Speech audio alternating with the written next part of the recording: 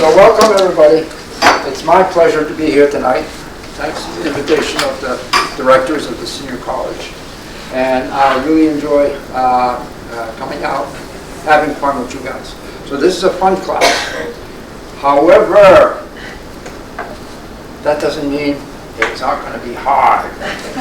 Okay, I tell that coaching the kids, the little ones, I say, listen, skiing is a lot of fun, but it's awful hard.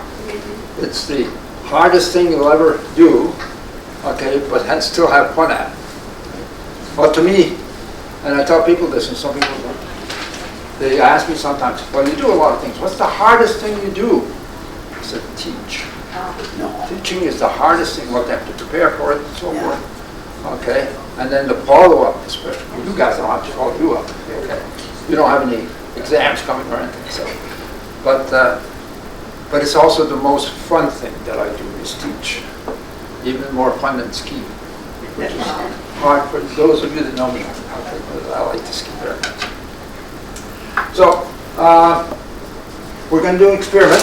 I brought some very fancy equipment. Okay, and we're going to try to get as many of you involved as we can. And then the demonstration, I'm going to need some helpers. Okay, what does a loop of string have to do with this? You know what we're talking about. So I brought this up just to do an introduction to see how many of you have actually seen this comet with your own eyes in the last couple of weeks. No. Nobody? Okay. Well, that's good then. But does anybody know what a comet is? Yes. Is it like a small planet? No. Oh, Alan says he does. It's not a small planet. It's not a small planet. Okay. Is it a star that's burning out? Is it a star? Okay. Is it just So- a bunch of ice and Oh, Julie says it's Like a a bunch of meteor. ice and Asteroid. dirt just bunch of ice. So she's the closest one so far. Where does the ice come from? out in the asteroid belt or somewhere around the. There's a belt out there discovered by a Dutch astronomer by the name of Bobby Orr. No, he was a hockey player. Yes. His name was Bobby Oort. O-R-R-T. Okay. So they call it the Oort cloud. It's about 1 billion miles away, not too far. And if we were to travel on a spaceship, we'd probably get there, okay, by the year 3000. So, no, it's not that far. But this Oort cloud is the same stuff that made up our solar system, but was too far away to get caught up in the sun's gravity enough to be pulled in. All right? So our sun is a star. Okay? Comets are not stars. Okay. But they're bright. Okay, so not too far. Not too bad, I guess. All right? And our solar system probably started from the remains of another star that died. Okay? And it was a huge star. We estimate about 8 billion years ago. The universe that we live in, as far as we can tell, 13 billion, lucky number, right? 13 billion years old. Okay? At the time it was born, there was only hydrogen. It's the only element around. And a little bit of helium. So how come I'm here, okay? I've got about 100 different elements inside of me. Where did these guys come from? Well, they come from stars. So stars are the creators of atoms. All right? Now how do they do that?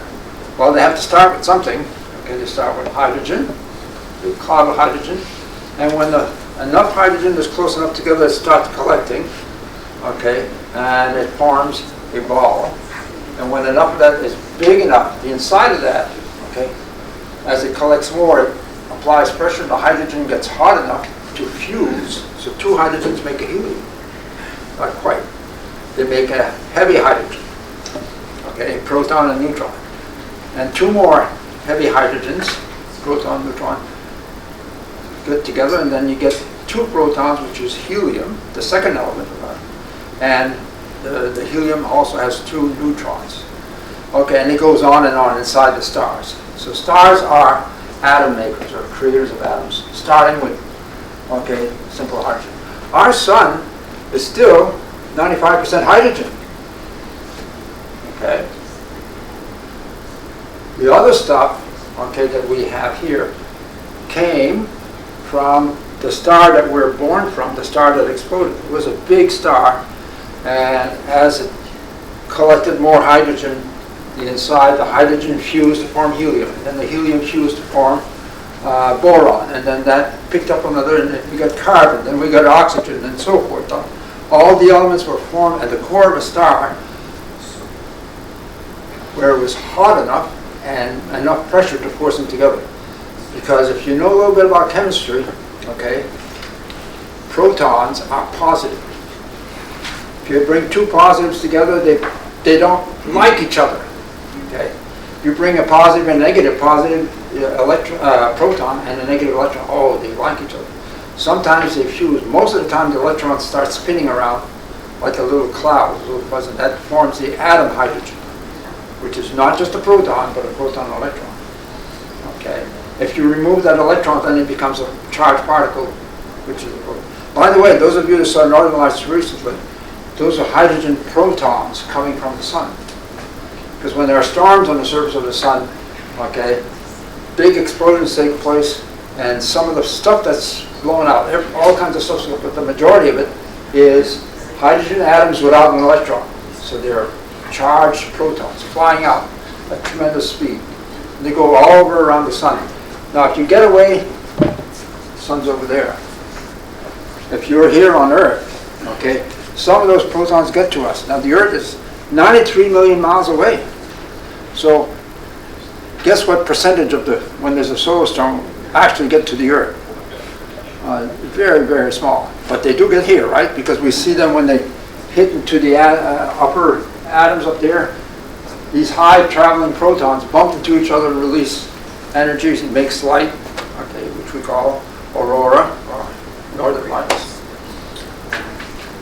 Now, besides hydrogen atoms or protons, those storms also create electromagnetic waves, some of which are very powerful. X-rays, and the most powerful are gamma rays. And when you're above the Earth's 100 miles or so air, you're up there, all these things can hit into you. Okay, it's known as outer space radiation. And this high energy radiation is dangerous to people that work up there, astronauts and so forth. Okay. So that's one of the biggest handicaps that we'll have when we want to travel from the Earth to Mars, for example, which will take almost a year or maybe over a year, depending on which route you take. So if you're out in space for a year and getting all these high energy particles zipping through you, well, when they go through your cells, and if they go through the nucleus, it can change the nucleus a little bit and it becomes cancerous. Okay? So that's why Marie Curie died at an early age, because she worked a lot. She didn't discover radioactivity, but she did a lot of work with it. And she identified new elements, and she also found a way with her husband, Pierre, to measure how intense radiation was from different elements. Okay, so the comment, and now I'm not going to tell you what this is for. Okay, somebody's going to have to tell me. This is String theory. string theory. Not too bad. But it has to do with this comment. Oh, okay. Rotation. Okay. Oh, okay, the rotation is a string, right? So does the comet follow a string through space? Not really. I'm just teasing Karen.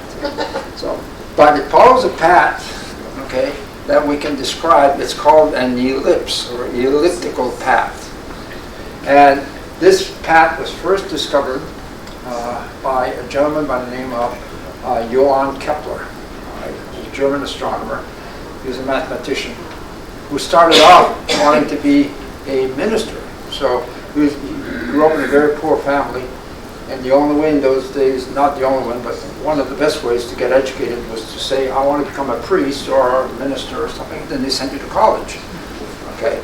So besides learning all the scriptures, you also learn the liberal arts, philosophers, literature and politics and that type of thing that you could get at the University of Education. So when he was studying mathematics, he turned out to be a math genius. And he ended up having a big family, 16 kids, they were all girls. All right. So, which is lucky for him because on the 16th child, his wife died in childbirth. So the other girls took care of a little bit and so forth. But as a mathematician, he gave up his vocation because he found out that people were looking for instructors. In those days, there were no public schools. So there were groups of well-to-do people that would hire or could create their own schools and hire people to instruct their children. So they were looking for math teachers. And so he became a math teacher because it paid quite a bit more than being a minister. And from there, okay, he also had time to read some more about different things. He became an astronomer, which means that he studied the stars and different things. But Kepler fell in love with the red planet. Does anybody know who that is? Mars. Okay, because he had a lot of data about Mars and how it moved. And he got his data from another astronomer who was older than him by the name of Tycho Brahe. We'll get to him pretty soon. Okay. And Tycho was a well-to-do kid that had a golden nose. I'll have to tell you about why he got a golden nose. Okay. And so we'll get to that. I need someone to help me with this apparatus. If we take a string and hold it so that there's a point here, and we line up all the edge of the string so that it, here's the string, here's the knot, so you have a center here. If the distance to each part of the string is always the same from one point, then what kind of a shape does it form? A circle. And that, according to older folks, is a perfect form. It's the most perfect of all shapes. Okay, because it follows a very simple rule. But now, you have that circle. What if you come along and you pull on it a little bit? What's going to happen? Well, it's going to stretch out this way, but something's going to give. This part is going to come in, right? Yeah. So it's going to form an oval type thing. Okay. Now, mathematicians, 2,000 years before Kepler, okay, had discovered that you can, if you move the circle over here, take it out there, and an equal distance on that side, so that you have not two centers, but they call them foci. Okay, so foci 1, focus 1, focus 2. All right, and now that string, okay, that's been stretched out. All right, if you go around like this, okay, and you follow the perimeter, you're going to get a perfect ellipse. And to make one, I'd like to have two people help me. Okay, we're going to make an ellipse for you, because that'll help explain this, and it'll help explain a lot of the other things. I want to make sure we're on ground level over here. So, who wants to be focus number 1? Someone very strong. Roger. Are you kidding me? Who wants to be focus number 2? Someone else. Karen. That's what happened when you say one. Okay. So focus number 1. Okay. And Karen, you're going to be over here. Now, let me get in there. Okay, I'll identify your points. Focus 1. Focus 2. Okay, let me get this first. That's it. Now, what's Ben going to do now?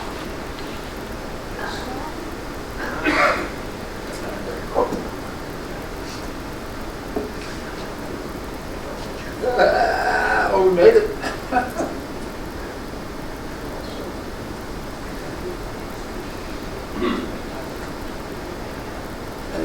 There we go.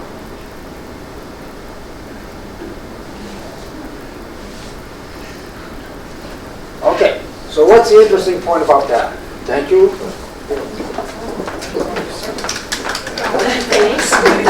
Roger did all the hard lifting. Does anybody know what makes every point on this U shape special? It's the same How did I distance produce from- that point? It's the same distance from each focal point, Yeah. the edge. Was it the same distance? Was it F2 to the ellipse shorter than F1? Oh, yeah. But there's something that's the same. Okay, watch, I'm going to go around now. What stays the same? The area of the circumference. The area, you're getting there. Okay, I have the closed loop, right? It stayed, I didn't stretch it or anything. I used strong strings. I knew Roger might want to stretch it.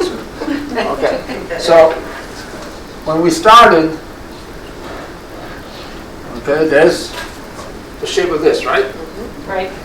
Now, what's going to stay, when I go around over here, Focal points change.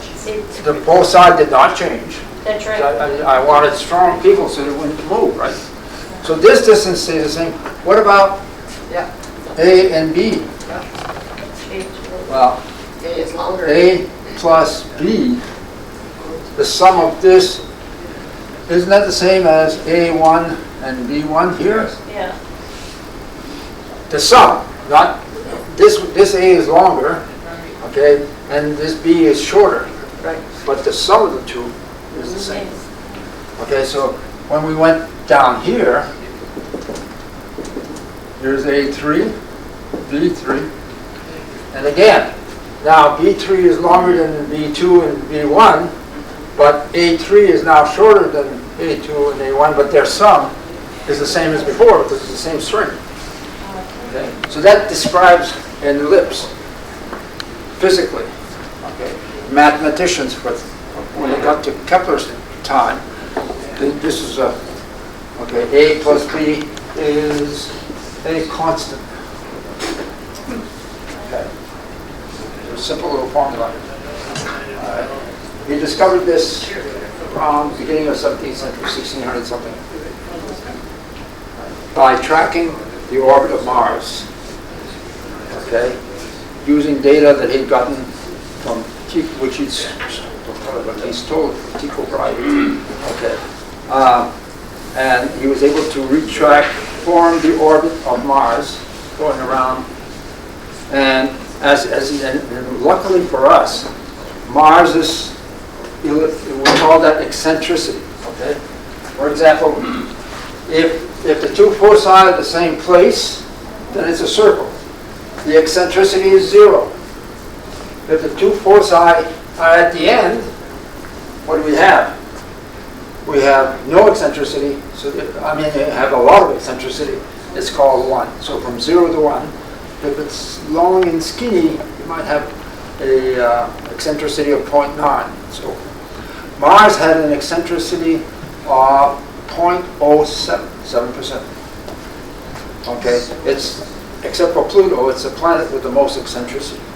So when he had it plotted out, okay, around the sun, being a math teacher, you recognize the shape. This is an ellipse. Okay. And until people could actually use data that had been collected by observation and create the correct orbit, no one had noticed. Everybody assumed what the Greeks had assumed to begin with, thousands of years before, that everything in the heavens moved in circles. Okay? They did that because they were perfect. Okay? They were godlike. Matter of fact, all the planets were named after some of their gods, right? Mars, and, Jupiter, and so forth.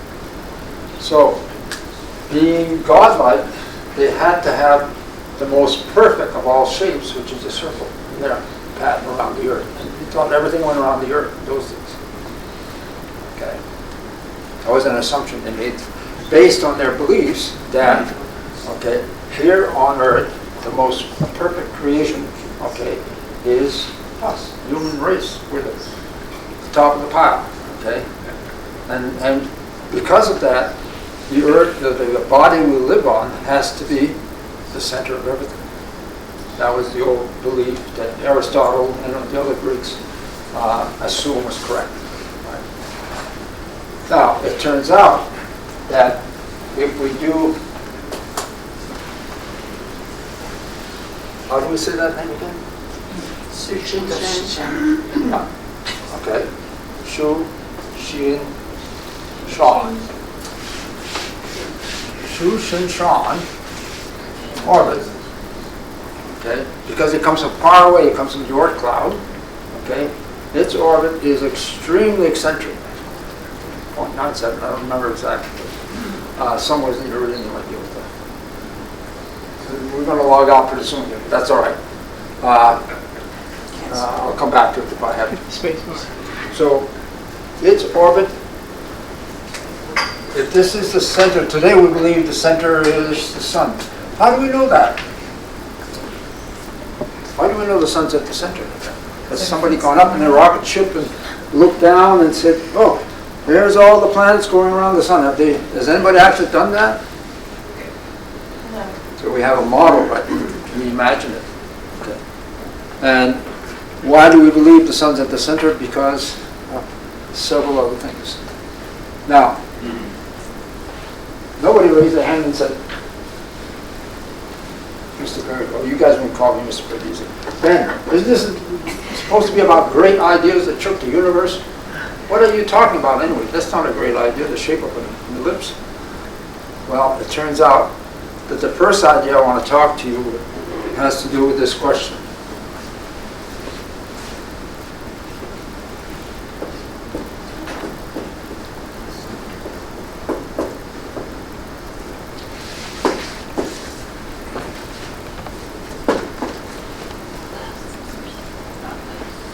Does the Earth move? If you think it's yes, okay, put one finger in your chin. You say, no, the Earth does not move because I feel it, right? I mean, the Earth doesn't move with two fingers. Does the Earth move? Yes? No. Don't look at anybody else. This is between you and I. Don, vote. Can't not vote. Okay. Oh, did you vote? Yes or no? You'd rather not vote? No, okay. Okay. Well, I don't know. Does the Earth move?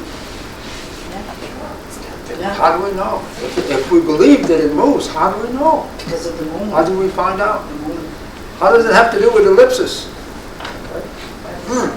Just because of the seasons, right? Night and day, Yeah, night and days by the sun. Okay. So that means or rotating. Rotate on its axis if every day. the Earth moves, then why does the sun look like it goes around us? Because we're going around the sun. We're going around the sun. Do we do that in 24 hours going around the sun? No, the rotation is, So Judy's suggesting we're that rotating and then we we're rotate. also moving while we're rotating. Yeah. So there's two motions. We're spinning Yeah. and we're also revolving. Right? So rotation Like and the tilt-a-whirl. motion. Like the tilt-a-whirl. That's Yeah. the tilt-a-whirl. So we spin. How long does the Earth take? If we believe this, that the Earth spins, because the ancients did not. The Earth is stable. Everything up there moves around us. My gosh, you go out, you see everything moving within, you know. Right. The Earth Hey, don't you believe your eyes? I saw the moon move last night. My gosh, it rose in the east and set in the west. Well, actually, by the time I saw it rise, it was midnight. But anyway, I'm 80 years old, so I'm up at midnight. You know why, right? And usually, if I'm not too sleepy, in the middle of the night, I tend to go outside and just take a look to see what's going on up there. Okay. And it kind of chills me a little bit. I come in under the warm blanket and I get a chance to fall asleep.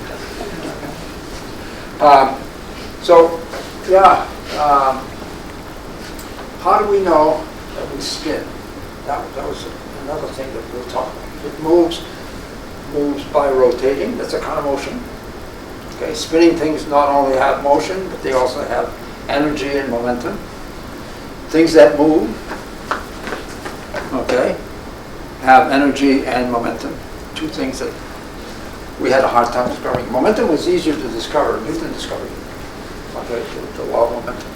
But energy took almost over 100 years after Newton for people to understand how energy fits into the picture. But that's one of the great discoveries. Right now, this is what we want to talk about tonight. Does the Earth move? Okay?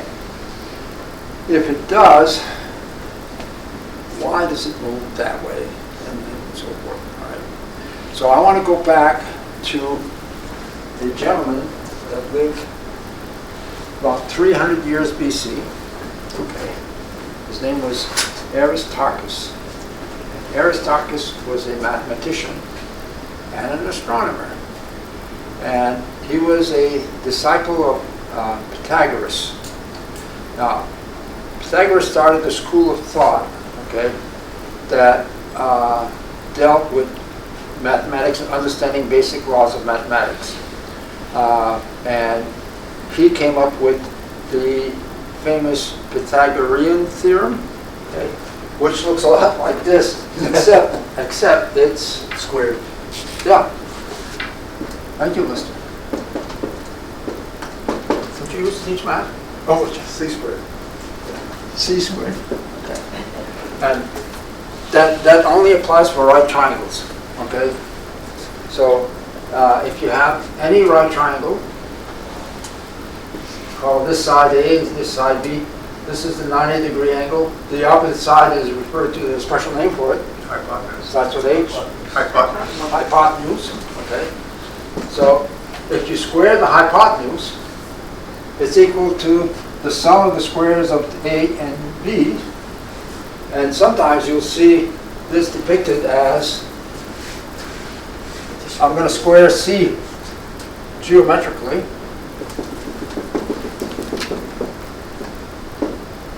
That's a square, right? All the sides are equal, all 90 degrees.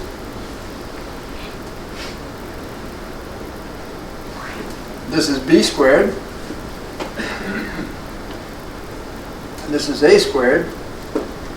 If I take these areas, add them up, equals to that. And you can do a geometric proof to show that. And that's what Pythagoras did.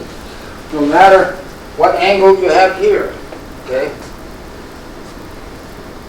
If this happens, if A happens to be 3 and B happens to be 4, C will definitely always be 5. When you do it, what's 3 squared? 9. What's 4 squared? 16. What's 9 plus 16? 25. And what's 5 squared? 25. 5. Okay. But it doesn't only work for that particular one, but that's the one that the Egyptian, okay, high priests or priests, they're the surveyors back a couple thousand years BC, that they used to measure the location along the Nile of each person's property. Back in old Egypt, and still does it today, not as much, but every spring the Nile would flood because of up in the Atlas Mountains. Okay, the white and blue Nile would all collect all the melting snow, and then there'd be a flood. And you imagine the basin through the Nile's in the middle, and the water would go up, okay, and swamp. It was fairly flat, a large area. When it started to dry up, a few weeks later, okay, all the runoff, the soil that had been eroded away, was on top of their old land. Very rich soil. So after the river went back down, the people that lived along the river had selected people they could trust, okay, that were good at mathematics and geometry, to relocate where their farm was, because everything had been erased from the flood. Okay, so beyond the floodplain they had markers, and the surveyors, the priests, would go out and use this type thing, 3, whatever this distance was they went, okay, 4 times, and then they had a perfect right triangle, and they could locate where everybody's farm was. And this group of people were paid by a share, a portion of the crop that grew on that land. Whatever it was, 1%, 2%. But there was a lot of lots. These guys became rich. Okay. Now, after the crop is grown and harvested, it took about 3 or 4 months, right? Then what do you do with the rest of the time?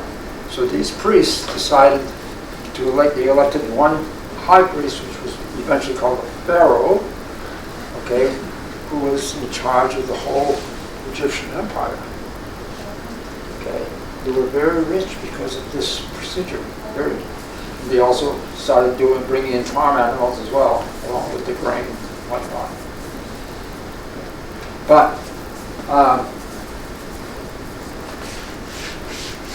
Pythagoras had disciples, and one of the things that Aristarchus, who was about maybe 50 years younger, he was like a second. He was the last of the Pythagorean class.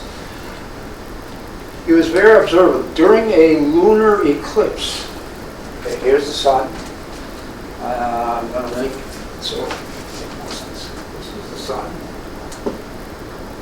Okay. 93 million miles away. This is not drawn to scale. Okay, with the Earth. And 250,000 miles away is the moon. Okay, I'll put it over here. Let's see. Okay, so Aristarchus took a lot of pain. They had done ways of calculating distances, okay, between the moon and the Earth. They did it by triangulation, by the way. When the moon went around the Earth, okay, they were able to figure out the distance it was by choosing 2 points and triangulating it. And during a lunar eclipse, that's when the moon is, it's what they call the half moon. We call it a full moon. Why? Because it's on this side of the sun, the whole exposed, the side next to us is all lit up. So that's a full moon, but it's actually, the cycle starts here. This is a new moon, where the lit side is over here, and this is the dark side. And this is a new moon. Okay? So when that alignment takes place, sometimes it lines up so that the shadow of the moon crosses the Earth, and we call that an eclipse. And what is it blocking out? Does it block out the moon or the sun? Sun. It blocks out the sun, so it's a solar eclipse. If it happens that the moon travels and into the Earth's shadow, then the moon gets blocked out, and that's called a lunar eclipse. Now, sometimes it's not a perfect eclipse, so it's only a partial. Well, there was a partial eclipse, and Aristarchus here in Greece, okay, in the island of Samos, was able, he noticed that the shadow had a certain curve to it. Okay? And from that amount of curvature, he knew the size of the Earth, but then, okay, a guy by the name of Eratosthenes, a librarian in Egypt, had figured out the size of the Earth, okay, just by reading books in the library. I'm not kidding you. He got enough data from reading books that he was able to figure the size of the Earth. And so he knew the size of the Earth, he knew the size of the moon, and he says, geez, this shadow is much smaller than the Earth itself, and if you do your geometry, that means that the sun, the source of the light, is much bigger than the Earth. Okay? And he started thinking, if the sun was 40 times bigger, and it actually ended up being 400 times bigger, but in his estimates, okay, even 40 times was, the sun is 40 times bigger than the Earth. Why is it going around us? And why aren't we going around it? Okay? And not only the Earth, but all the planets and so forth. Okay? So, and it was known that the sun, the Earth, all the planets are in a plane, okay, which was helps us understand the theory of when the solar system was formed. There was a big cloud of leftover debris from the exploded star, that this cloud is very big, and then the mutual gravity starts pulling it in. And as it falls into itself, okay, some of the parts don't go so fast. Other parts go in more directly, pick up speed, and most of the stuff ends up in the middle, which is what we call today our sun, okay? And other stuff that had a little bit more speed got caught, and so ended up orbiting the sun. But since this cloud is sort of like a roll of pizza dough, okay, you throw it up and spin it, what does it do? Okay, it doesn't stay in a ball anymore, right? As it spins, it stretches out. So you catch it and you spin it again. And you keep stretching it out till you get a nice round flat. Okay, so that's what happened here. Over time, all the stuff, this big cloud started falling in this way, but in the direction of the spin, stuff stayed out here and started collecting. And that's why we have most of the planets in one plane called the ecliptic. But what about stuff from out here that didn't get pulled in by the sun's gravity, are still in this magical Oort cloud? Okay. Once in a while, something happens, like Jupiter and a bunch of planets line up, pull hard enough to yank something from 1 billion miles away into enough pull so the sun starts pulling it in. And when it pulls it in, if it comes in from up there instead of being in the ecliptic, okay, if it comes in, I have to change the size of the sun again.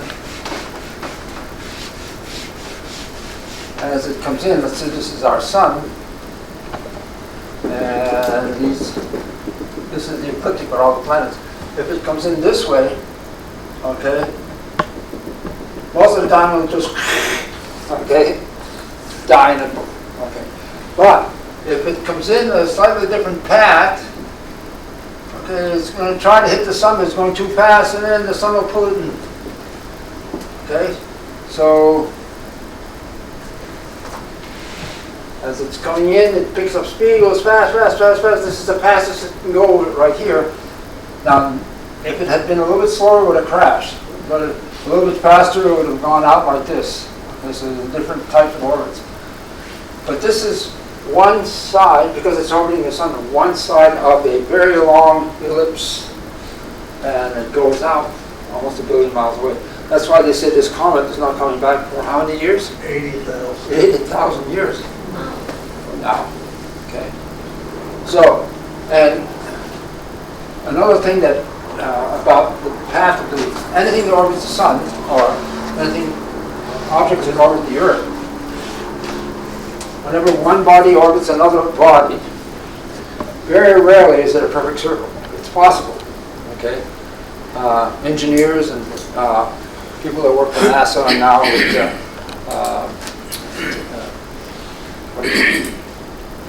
Elon Musk out SpaceX, okay?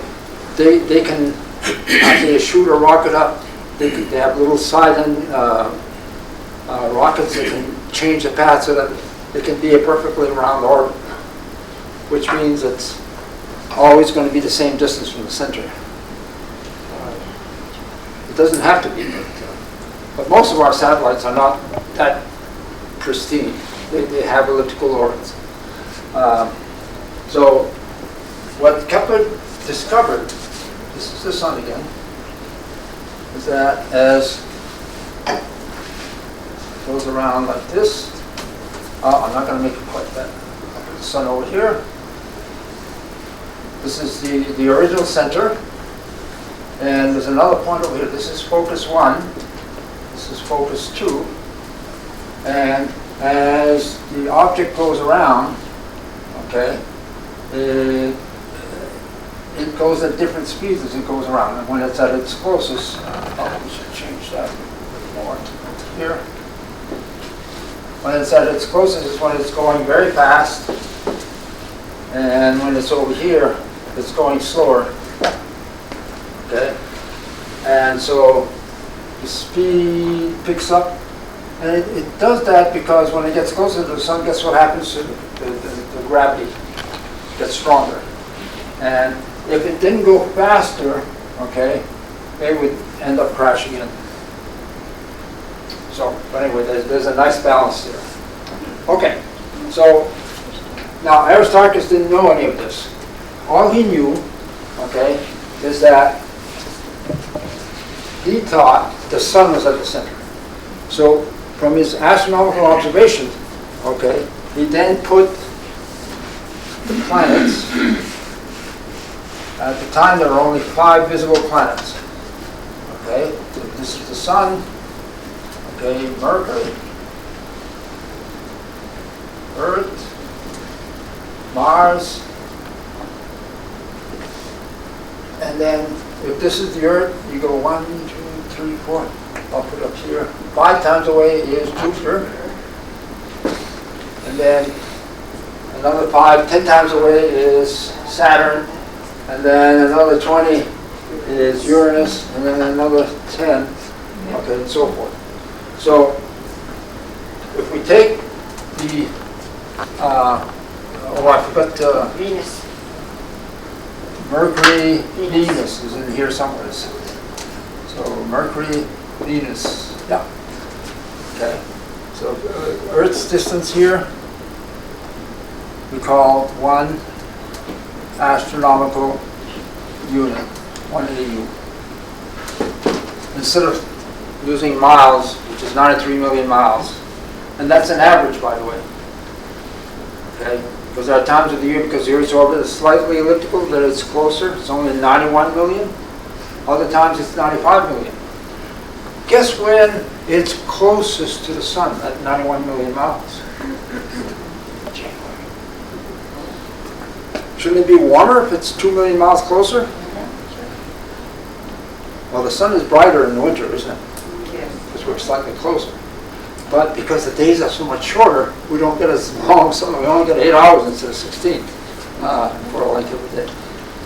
Down on the other side of the world, the southern hemisphere, they have severely cold winters and severely hot summers because when the sun is closest, January, that's when they have summer. So not only do they have a brighter sun, but it's closer, okay? So they have more extreme differences in seasons. But anyway, so 1 astronomical unit. If you go 1.5, you get to Mars. If you go 5, you get to Jupiter. If you go 10, you get Saturn. If you go 20, 20, you get Uranus. And if you go 30, you get Neptune. Then, if you had Pluto's still out there at 40, but Pluto is now been declassified. It's not a planet anymore. Okay, for the last since 2006. Pluto is too much. We're starting to discover other solid objects, not comets now, but solid objects similar to Pluto, which we call asteroids. But there's a big asteroid, so they decided to call it a dwarf planet. And there's an asteroid. The first asteroid discovered is in our the asteroid belt, okay, between Mars and Jupiter. And that one is Ceres, so that's another dwarf planet. And we're discovering more out there. Okay, so he arranged the planets so that they went around the sun. And but he didn't say directly that they went around the sun. But he did say that the Earth moved. That's what he's most famous for. So let me put him back up. Aristarchus. Okay, let's see this. There we go. Okay, there he is.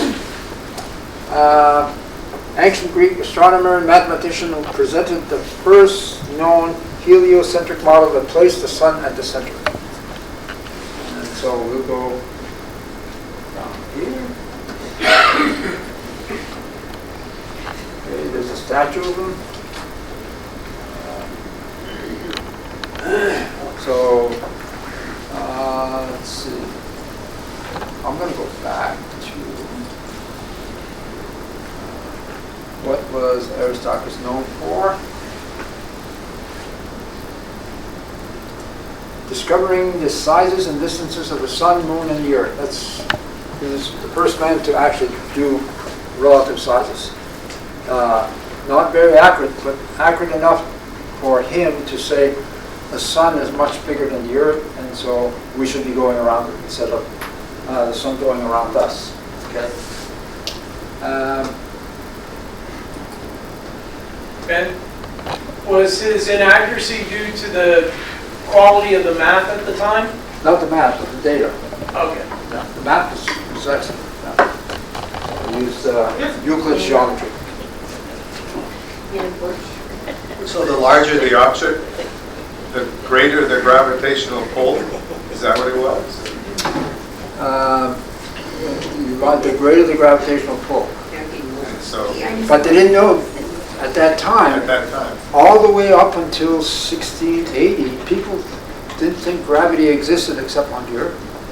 Isaac Newton was the one, that's the second great idea, okay? Does gravity exist outside the Earth? Okay?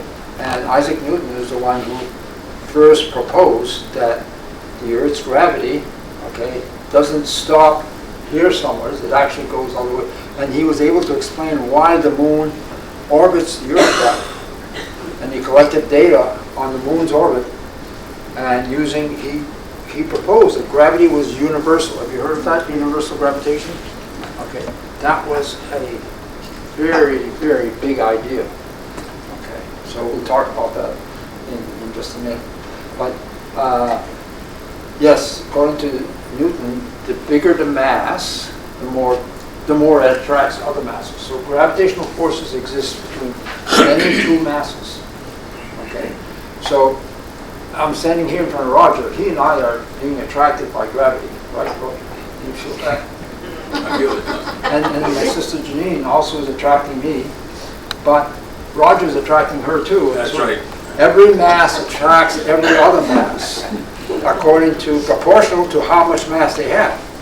So we're all being attracted to the biggest mass around for us is the Earth itself, right? So, and the Earth is down there, so we're being attracted. But if we lived in China, over there, the center of mass is up here. So, okay, in China, gravity is not down, but up, relative to us. Relative to them, it's still down, right? Because it's just a matter of where you are. So how far does that gravitational pull go? Yeah, according to Isaac Newton, okay, he said it was infinite. So our attraction, my little mass, not only attracts Roger, okay, and Janine, but it attracts the moon. It attracts the sun. It attracts everything else. There's all the satellites, everything around me is being attracted by me. But they're all attracting me also. So that's a lot of forces there.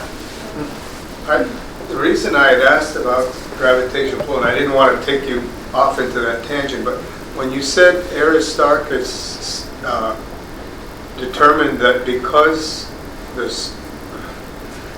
you said that the Earth was rotating around the sun because the sun was a larger object? Yes. Yeah. Had nothing to do back then. Yeah. He with didn't know it was gravitation. due to gravity. It's just because it was larger? Yeah. Okay. But now, again, this was an idea, okay? And he used that idea that objects went around to come up with a sketch of planetary orbits, okay, around the sun being the center instead of the Earth being the center going around the Earth.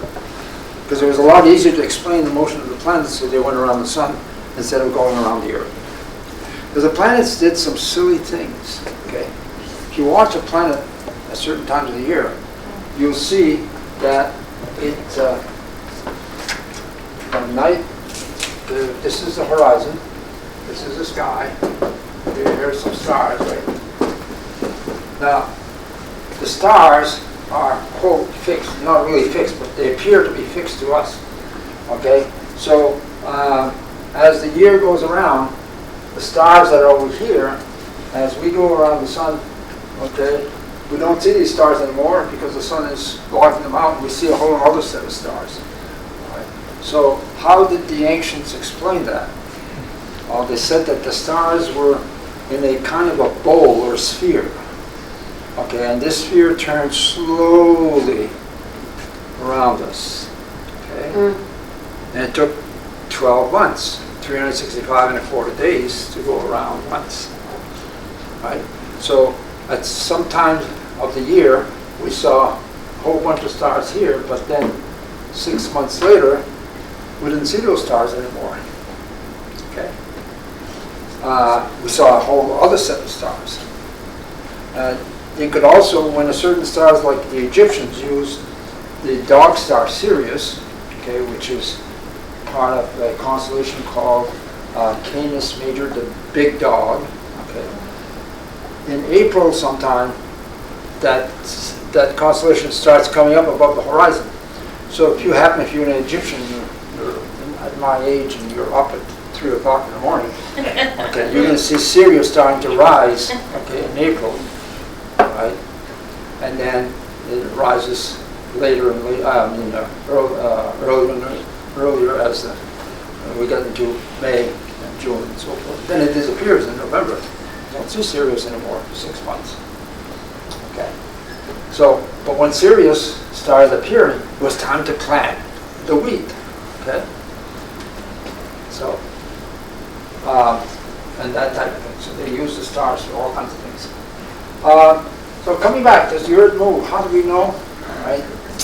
So Aristarchus came up with a model that made it easier to explain, okay, the motion of the planets if the sun's at the center. So it's known as the heliocentric theory. Now, in this day, the leading theory proposed by Socrates, Plato, and then Aristotle. And Aristotle did the most writing about all these things. He was a gifted writer, an excellent philosopher. Pythagoras, by the way, came up with the idea of what philosophy is and how to properly philosophize. Okay, you have to have given statements and then from that arrive at a deduction. But if your statements aren't true, then your deduction could be wrong too. So, and you have to be careful how you do your deduction. So anyway, science of philosophy is still in vogue today. There's some people that go to college as philosophy majors. You learn how to think. When I was studying to be a priest many years ago, okay, the priests used to tease us and say, "You're going to go, okay, to minor seminary where you're going to learn philosophy. Then you're going to go on to advanced studies where you're going to learn what St. Augustine calls not just how to think, but the right way to think, which is Catholic precepts or beliefs are based on what he did. And St. Augustine based a lot of his reasoning on Aristotle. But at that time, okay, like I said before, everybody believed that humans were the top of the species, at the top of the creation, and therefore the Earth had to be special, and that's why it's at the center of everything. That's why it doesn't move. It doesn't move. Keep coming back to that. So, in order to help you maybe get a better gist of it, took hundreds of years. So from Aristarchus, when he passed away, Aristotle was the leading philosopher, and even his beliefs were lost for a while during the Dark Ages. But when the Crusades came along and other people started going, okay, and they discovered some of the writings of the older folks, we had the Renaissance. And so we ended up coming back to the classic ideas of the old writers and philosophers and thinkers.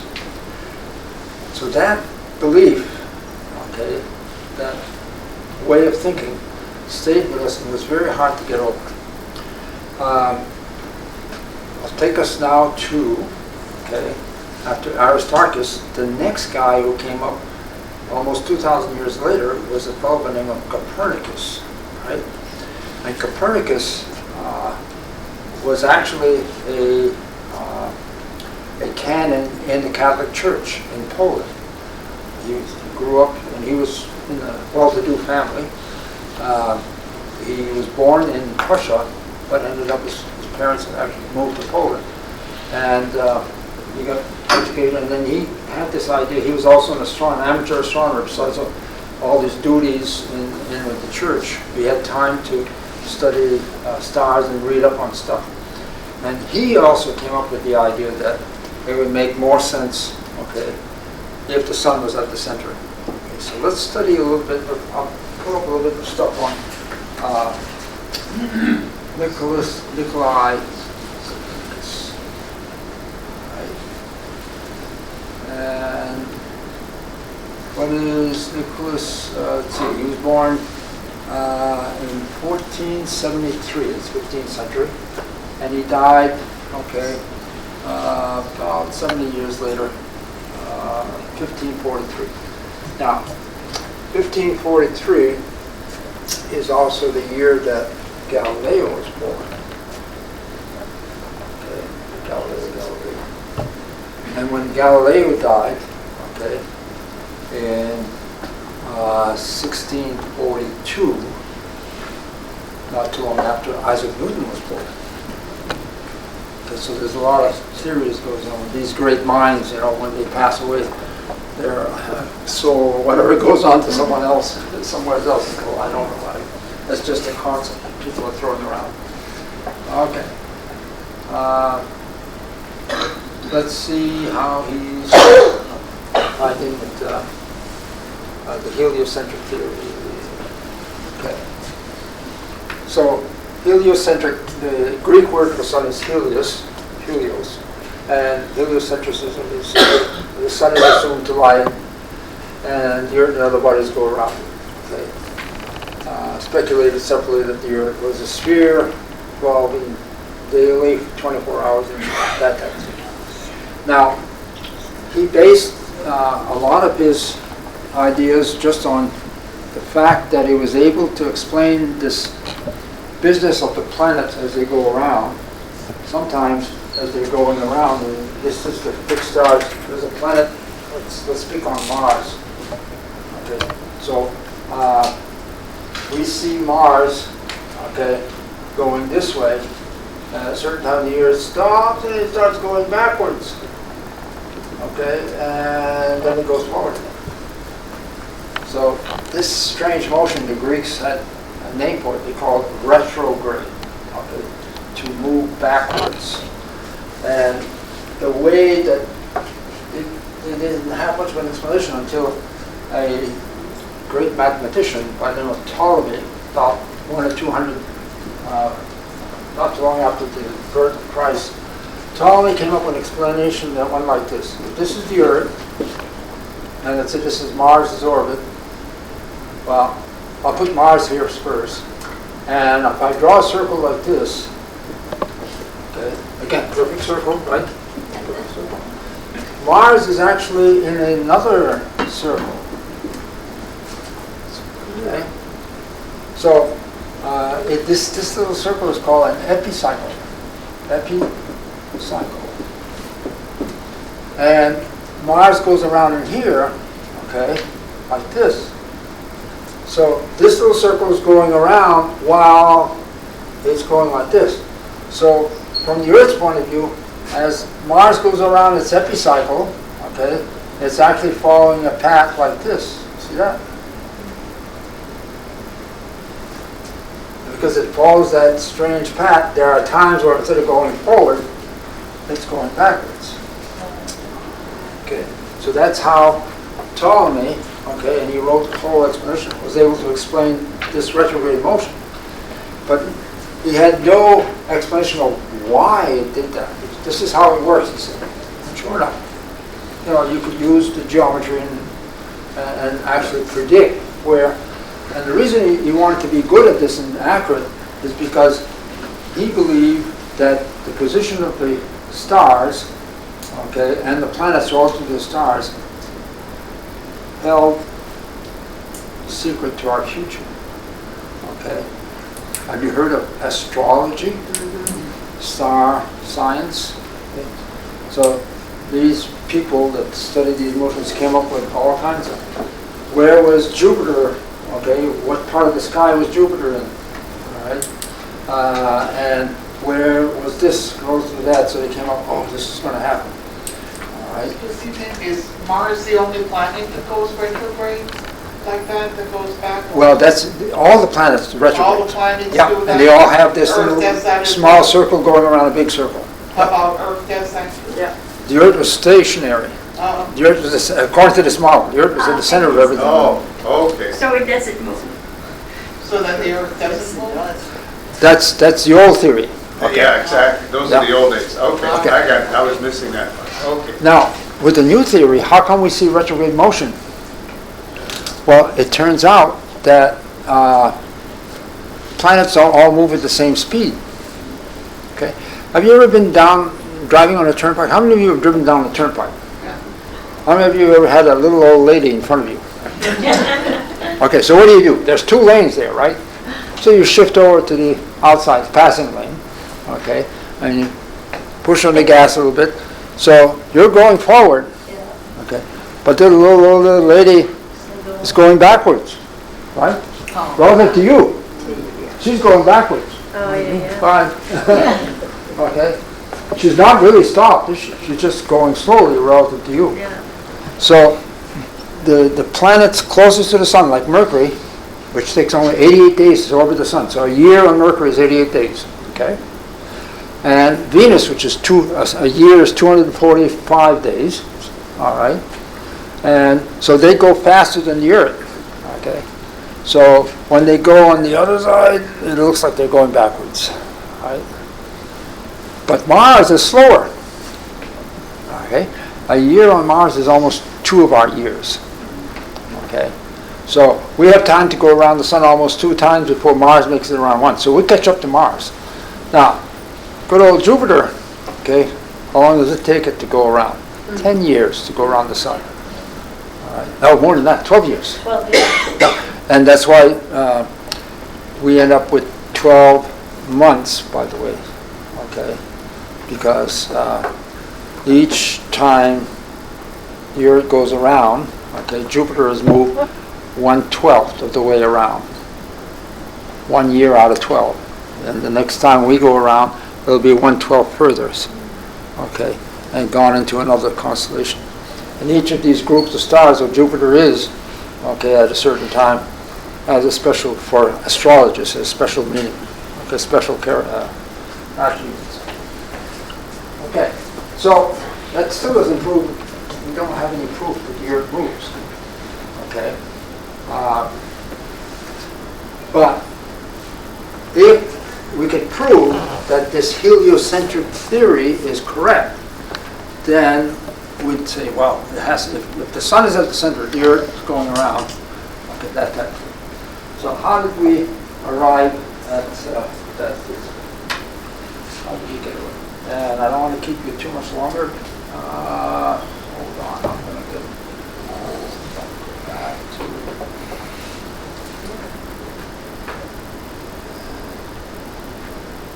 Let's go right. The guy with the golden nose. All right.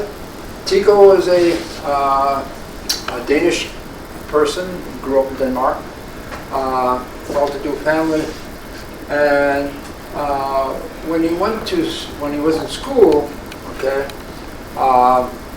one of his friends made a real nasty comment about his girlfriend, and so words that I can't repeat here, right? So Tycho says, "Oh." So I challenge you to a duel. So the next morning they go behind the chapel. They each have swords, and as they're fighting, okay, the opponent, bad guy, swings around and cuts his nose right off. Okay, by all means he should be dead, right? And cut the nose off, bleeds to death. Well, somehow they were able to stop the bleeding. Okay, but then after it healed, he had no nose. He had 2 little holes there. So his father, okay, sent him to a silversmith, and the silversmith constructed a nose made out of silver, okay, with 2 little prongs stuck up there. Right. And he always talks like this, all right?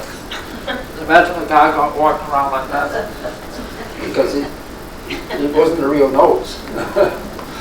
So maybe that's where the expression is really stuck up in me. Anyway, so he was through all this ordeal, he started reading a lot more, spending more time reading, and he read into astronomy, and he became a great disciple of Ptolemy, which means that he became a good astrologer.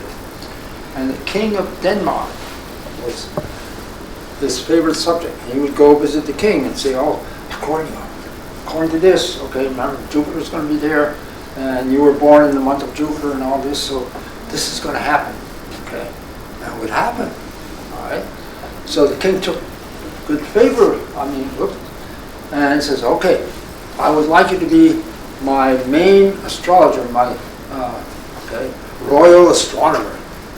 By the way, Edmund Halley down the line is also a royal astronomer to the King of England. And these guys lived well, okay? Because the king really enjoyed their predictions. So what did he do? He gave him some money, but more than that, he gave him, in Denmark, there was a lake with a big island, okay? He gave him the island, and everybody that lived on there were his servants. Can you imagine having a couple hundred people working for you?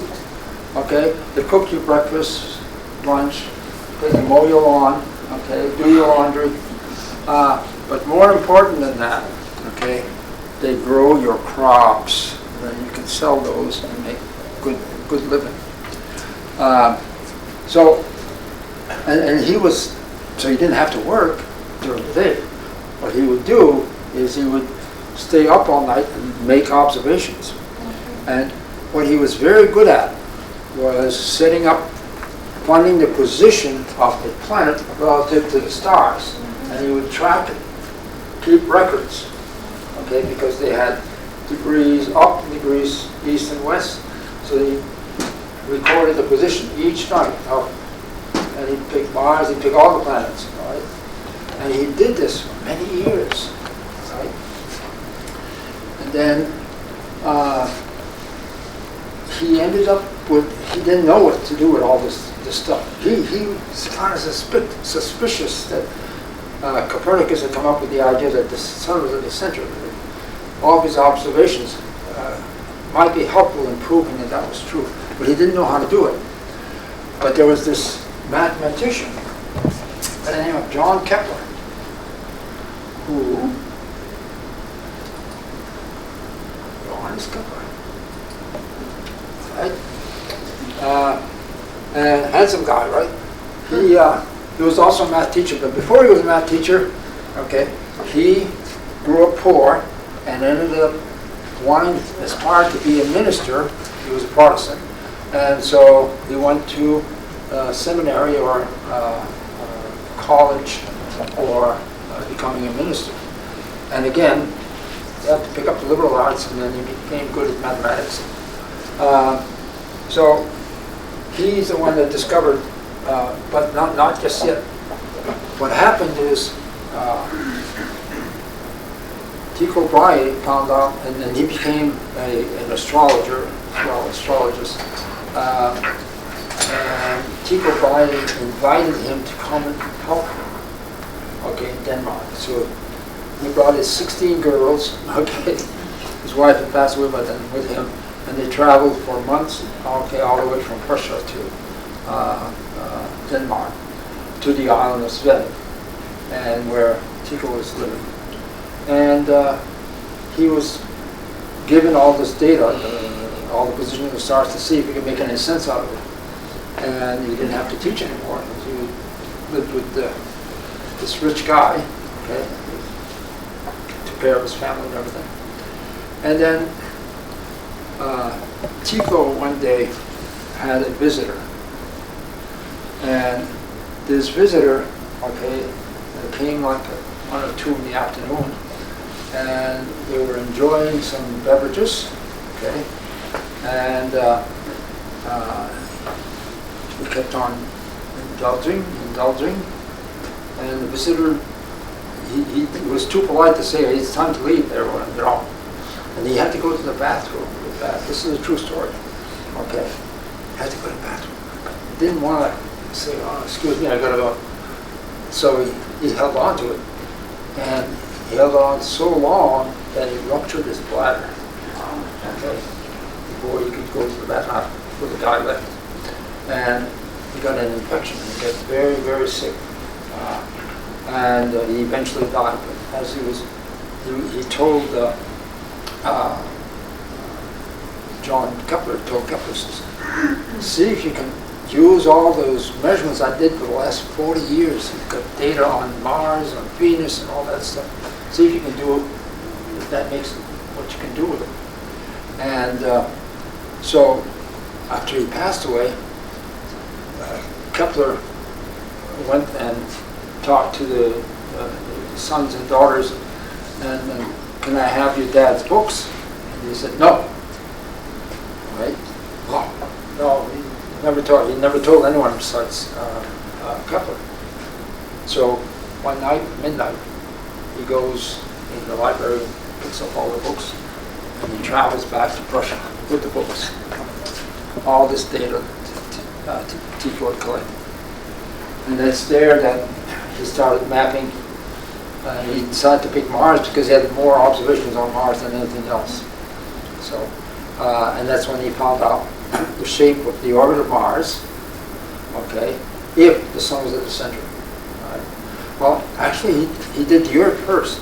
He went backwards. If the sun's over here relative to that star, he did the orbit of the Earth. And Earth has only got a small eccentricity, about 3%, 2.8%, something like that. So it looked like a circle. Then from the Earth, then he could go, Tycho was on the Earth and he made his observation. It was a lot easier. He triangulated at different times and he found the position of Mars. Okay, from February to April, he got 2 different positions, and Mars is over here. 2 different positions. So it took him almost a year to do that. Then he came out with a nice orbit, the actual orbit of Mars. Oh, too circular. And he started he drew a line from the longest to the shortest. Then he here's another focus, 2 foci. This is an ellipse. Okay, that's his first law, that planets travel in ellipses. Right. The next thing was, how come the observations, he measured the time from one point to another, how come the observations, he went a longer distance in the same time here? It means it's going faster. Over here, the shorter distance in the same point. So the planets are actually moving, Mars is actually moving faster at some places than at others. It turns out it was going faster when it was close to the sun, slower when it was far away from the sun. Okay, so, and then he came up with a law for it. And the law is really neat. Okay, this is the orbit. Sorry, Ben, you said he came up with a what? What's that? A law. A law? Yes. Okay, The thank first you. one, he had 3 laws. Okay. The first law is that planets or objects moving around others travel in elliptical patterns. This second law shows something like this. I'm going to exaggerate here. Let's say this is the sun, or output point 1, focus 1, and focus 2. Okay, and then we go around. We have a shape like this. Right now, if let's say you take a month. You see a planet over here, okay? I'll put April. And you go a month later, okay, the object's going this way. Okay, this is May. Okay, you draw those 2 lines. And then it goes around over here. So now we're up to October. And November hadn't gone as far. In the same amount of time, had gone slower. But guess what? If you draw lines like this, and you figure out the area in here, so area 1 compared to area 2, guess what? Different shape, but the same area. Okay? Shorter, longer. Longer, shorter. So when you multiply that, you get the same area. So it's known as the law of equal areas for orbiting objects. Okay. I didn't know why I did that. We'll see that next class. Isaac Newton explains why. Right. This third law was just really took him almost, 4 or 5 years to figure that one out. But what he found out was that the objects that go around the sun, the planets, right? So here, this is the sun. I'll pick the Earth, okay, and Jupiter, right?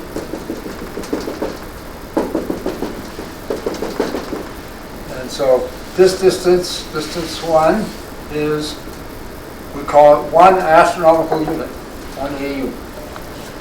Distance 2 is 5 times astronomical units. Okay? But the time it takes the Earth to go around the sun is how many years?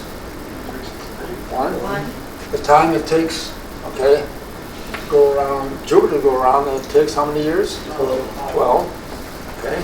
So he came up with this law. He says if you take the distance, okay, the radius, so r, square it, and you take the period, the time to go around, and cube it, you're going to have the same number all the time, no matter which planet you take. Let's see if that works. This would be 20, Earth is 1/1, right? Earth is 1 AU over 1 year. So 1 squared over 1 cubed. Well, what's 1 times 1? What's 1 times 1 times 1? 1. So it comes out to 1. So the constant should be 1, right? So if we do Jupiter, okay, 5, and I'm rounding this here, so it's like 4 point something. Okay, let's do it for Jupiter. Jupiter would be 12 squared, approximately, over 5 cubed. Okay. What's 12 times 12? 144, more or less. That's 5 times 5. 125. 25 times 5, 125. Okay, but if you adjust this, this is not really 12 here, it's slightly less, it's 11 point something, and this is slightly more, so it ends up being 1 as well. Wish I remembered my exact distances. Okay, it comes up to 1. Same thing is true for Mars. Okay, Mars takes 1.6 years, 1.6 squared, cube, yeah, and the distance is,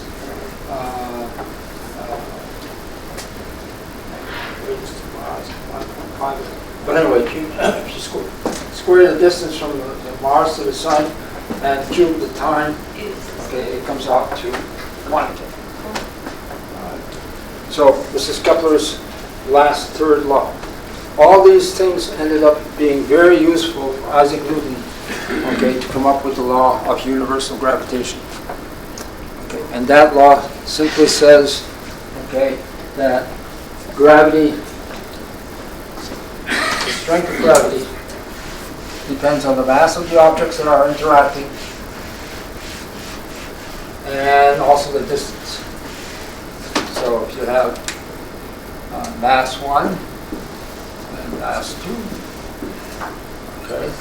In his equation, he had the product of mass 1 times mass 2 divided by the separation, the distance, center to the center, distance squared, is equal to the force of gravity. And there has to be a constant in here. Okay. And the constant we call capital G, gravitational constant. Okay. So if the Earth is a mass of the Earth, okay, I'll put it this way, m sub e times m sub b, my mass, okay, and the distance between me and the Earth is not 0, it's between me and the center of the Earth, okay, which in meters is almost 6,000 meters, I think. So the distance, okay, squared, the force of gravity, okay, is equal to, in kilograms, okay, 67 kilograms. Excuse me, newtons, my bad. About 240. In pounds, it's 165. So I weigh 165 pounds. That's the force of gravity between me and the Earth. So, experiment time. Galileo did this experiment, and I need 4 groups, 4 apples. Each group is going to have 1 apple. Okay? So break up and let's do this group, another group there, and a 4th group there. Okay, Alan, you're the leader of your group. I'm in our group. Okay. This is not ramen, right? Center of the... Your Ben system? No? He may not have He had all, My father did everything. Guys, get your apple. No. It's right on the teacher's desk. Jack of all Oh, You you want also to? get a grade. You do You this guys get your stuff. apple, you also get a grade. agree. your other apple? Okay. We got an apple. Okay. Oh, is there an extra apple? No, you didn't get an apple. You catch the apple. Come on, man, come on. I don't know what we're doing. Okay, so This has got to be something. before you do anything, One when I would imagine. I want you to think carefully now. Okay?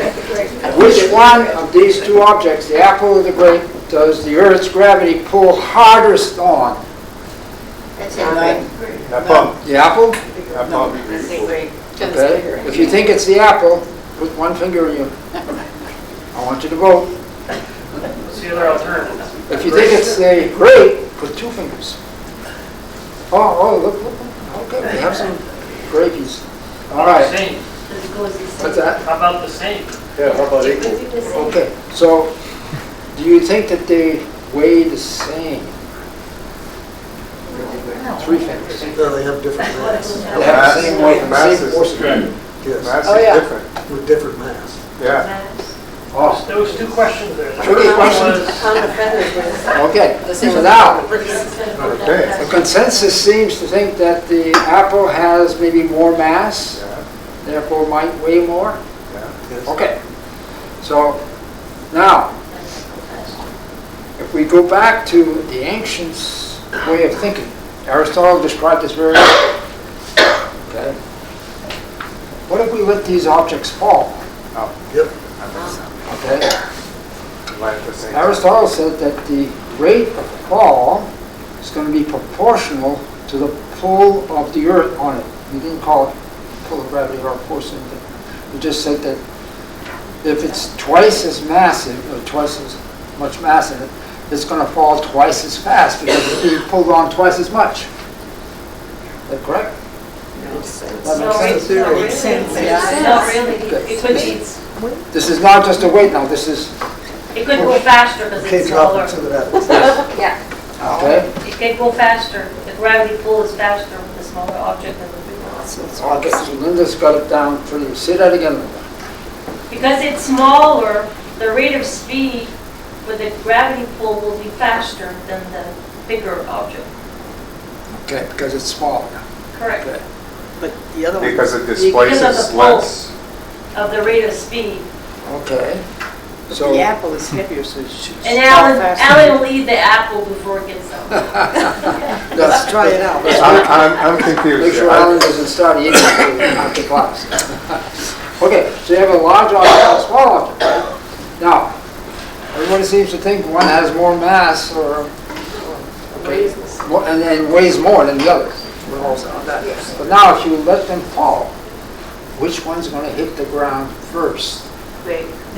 According to Aristotle, he said, okay, there's rules. You read your, if you've done your homework here, you read your classic Aristotle's laws. Okay, the apple should be there. Let's say it weighs 5 times more than the grape. Should get to the ground 5 times faster. Okay. Now, Galileo would pose this question. Okay, this is an experiment that Galileo did. he would, and the reason we have grapes is because he was a single man, and he wrote stories as well as make, he had invented a telescope, become pretty renowned. So people would invite him to dinner. So wherever he went to eat supper, there was always a bowl of fruit. This is in the Mediterranean, okay, in Italy. And so, and then he posed this question to his guests. And they'd all say, oh, Aristotle says, hey, the big one, the apple, okay, whatever it was, a grape and a pear or whatever he used. We'll get to the ground for this. So, and Aristotle's, Galileo was holding up these two fruit. And so he said, oh, okay, well, he puts the fruit back into the fruit dishes. We don't need to do anything else. Oh, no! Try it. So they wanted to see if Aristotle was right, you know. So, sure enough, let's try it. Go ahead. One of you will have to be, one in your group is going to have to hold them both, let it go at the same time, and the rest of you in your group see which one hits first. Same time. Well, that wasn't, Is Aristotle very right? It lands on the floor. Whatever you want. It might be all on right, on the count of three. One, two, three. Same time. You cheated. Come on. You try. Make sure you don't cheat. Same thing as the other one. Yeah, Are my arms even? Someone else try. actually, there was You gotta have the same height as the Okay. glass. Yeah, there you go. Well, your head's a lower. Oh, I don't know. What's going on? Came down first. Didn't, The break- need a photo finish. I think Roger said it. Just to prove. Okay, Only thing left. I want everybody to try it. I want everybody to try it to see. okay. It's probably the same. It's the same, but it is, it looks like I the did, same. I'll let it go first. I want to thank all of you. After class, I'm going to make some nice applesauce. Can we watch it Making first? wine and that. Is everybody satisfied that they're pretty much about the same time? Yeah, I think so. Same thing. Same Well, how time. come? It It looks looks like like object it's here. not, because it's bigger, I don't know. Shouldn't it being pulled harder than the other one? Okay? So if you're getting more force, shouldn't it go faster? But it's more resistant. Well, the secret is, as some of you said, I think Carl said, it, one of them has more mass than the other. Yeah. Right? Yeah. The apple has more mass. But what does mass have to do with anything? Resistance. And what kind of resistance? Well, against the flow, I don't know, against the You're gravity. absolutely resistance to something. Yeah, good grief, that's a lot. Okay, so think of it, it's being pulled more, but it's falling the same as the little one. Surface area. Friction? Partly right, but resistance to change in position, change in motion. Why does this one have more resistance to being, change its position? It's bigger. Because it has more matter in it. More mass. And the amount of matter, I think Lucian told me this a long time ago, you learned in engineering class in Arnold, there's the same thing as inertia, the law of inertia. What's inertia? That's in motion, staying. Does it move it, that inertia? It's the Italian word, and our friend Galileo coined this, well, he didn't coin the word, but he used the word. It means laziness. Okay? And laziness is what? Resistance to motion. Okay? So if you're on the sofa Saturday morning and you know the lawn has to be cut, but you're watching a rerun of some show that you missed, that you fell asleep on Jeopardy the night before, you want to watch who wins. Okay? That's what I do Saturday morning. You don't want to go out and do the lawn, right? You're lazy. This guy has got much more mass, and so more tendency to resist motion. He wants to stay put. Okay? Doesn't want to change. He wants to stay put. If you have to push harder to get it to go. More Is gravity pushing harder or pulling harder on this one than on the other one? Nope. Yes, it's Of pulling course harder. it is. But it has more inertia, more resistance. Right. That was my point Okay. here. let's say it has 10 times more mass than the little grape, Got it. gravity will be 10 times stronger here, but also has 10 times more resistance. There you go. So what's 10 divided by 10? What? The same thing. Okay? So that's the concept we'll take into next class, okay, when we come back next week, if you want to come back, okay? Ben, I thought it was the modern version of a couch potato. So, and so this concept of inertia, okay, is what escaped the ancients. And Galileo is the first to, and it's the secret to understanding, does the earth move? Okay. To be continued.